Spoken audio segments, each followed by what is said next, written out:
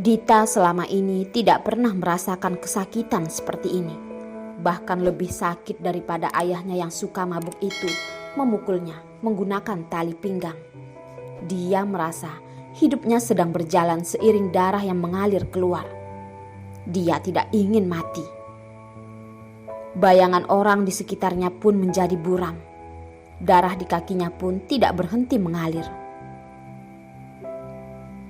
Mungkin sudah akan mati. Dia melihat ada pria itu yang mengejarnya dari belakang. Dita sudah tidak bertenaga, seperti akan mati. Dia memikirkan hidupnya yang susah.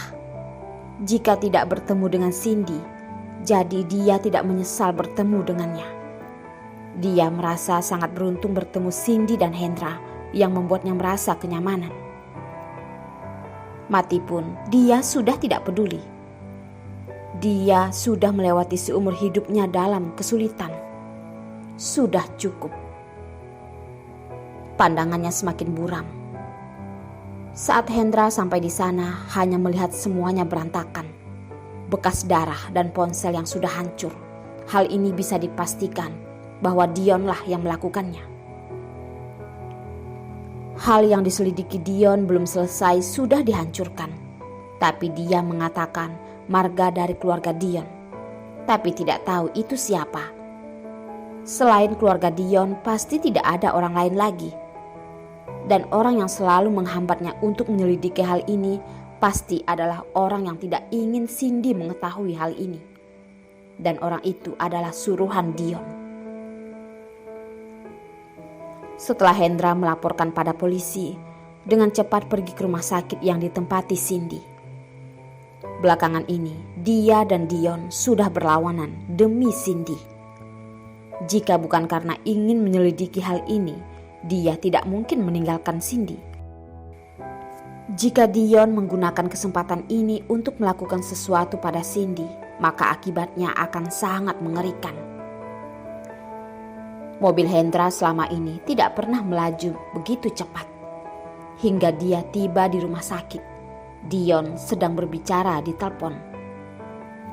Melihat kedatangan Hendra, Dion langsung menutup telepon, menghentikan langkah Hendra. Dia sedang beristirahat, jangan mengganggunya. Dion langsung menghalangi langkah Hendra. Hendra pun tidak mengatakan apa-apa dan langsung memukulnya. Dion, sialan kamu. Mereka berdua pun saling memukul. Suara yang sangat besar membuat Cindy pun keluar dari ruangannya dan mereka sedang saling pukul.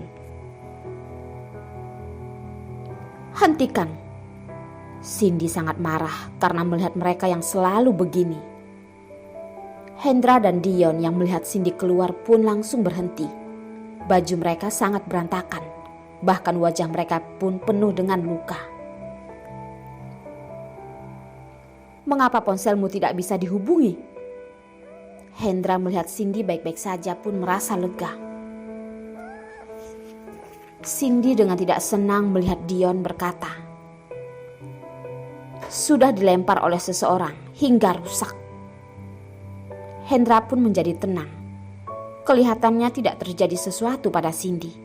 Hanya saja masalah selanjutnya tidak cocok untuk dibicarakan di depan Dion. Cindy dan Hendra sudah bekerja bersama dalam waktu yang lama dan sudah saling mengerti. Bukankah kamu bilang ada masalah pekerjaan yang mau diurus? Kamu pergi dulu. Dion melihat Hendra sejenak. Memang ada sedikit masalah yang harus diurus. Jaga dirimu baik-baik.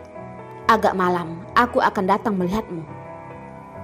Ucap Dion dengan tidak rela pun pergi.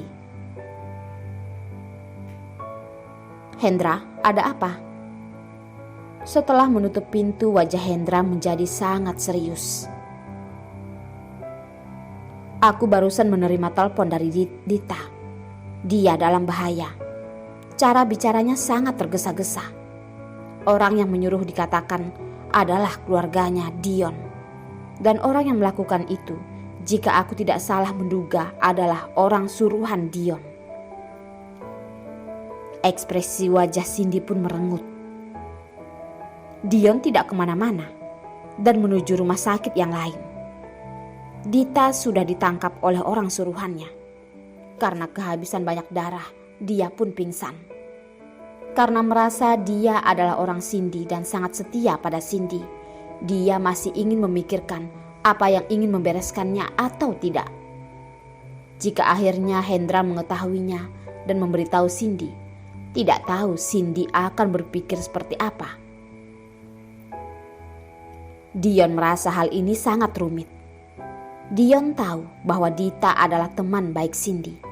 Dan Dita mengetahui hal yang tidak seharusnya dia ketahui. Dan dia juga sangat setia pada Cindy. Sialan, hal sekecil ini pun tidak bisa membereskannya. Dion merasa bawahannya tidak bisa mengurus masalah. Hal ini pun dapat diselidiki oleh Cindy. Untungnya semua ini masih bisa ditutupi. Kesalahan bawahan. Siapa yang mengetahui jika di klub malam pacar ketua itu akan memiliki hacker sehebat itu. Dion melihat Dita yang masih belum sadarkan diri, merasa memang sangat di luar dugaan. Cindy benar-benar hebat. Identitas Dita memang harusnya diselidiki. Tiba-tiba dia menghilang. Pacar Anda dan Hendra bukanlah orang bodoh. Pasti akan menemukan kita. Kamu harus dengan cepat menyelidiki identitas wanita ini dan kelemahannya. Harus berusaha agar dia berada di sisi kita. Kamu tahu? Dion dengan dingin melihat Dita. Tatapan ini sangat mengerikan. Asistennya pun mengeluarkan keringat dingin. Awalnya dia ingin memberitahu Dion bahwa Dita mungkin sudah memberitahu Hendra hasil selidikinya. Namun melihat keadaan ini dia hanya bisa diam, hanya berharap Tuhan akan menolongnya. Berharap beberapa detik itu tidak mengatakan hal yang tidak seharusnya dikatakan. Mendengar ucapan Hendra membuat Cindy semakin ketakut. Dia takut jika sesuatu terjadi pada Dita. Hendra telah menyuruh bawahannya dan polisi untuk menyelidiki hal ini. Namun di dalam hatinya hanya ada satu hal yang masih diragukan. Mengapa Dita menelponku dan tidak menelponmu? Sesuai dengan informasi, seharusnya dia menelpon padamu dulu. Tunggu kapan ponselmu dilempar. Cindy pun langsung berpikir.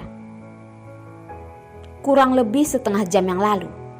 Saat itu kamu menelponku dan Dion marah lalu melempar ponselku.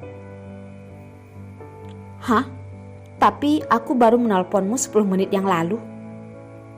Hendra dengan serius menatap Cindy. Kamu jelas melihat itu namaku?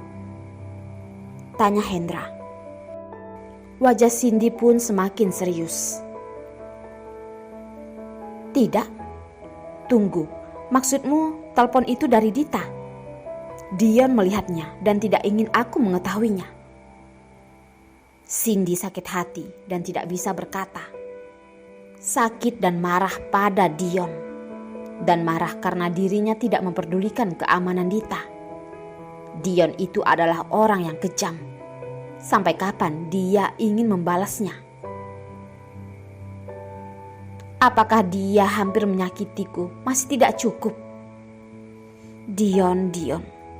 Cindy dengan marah mengatakan namanya.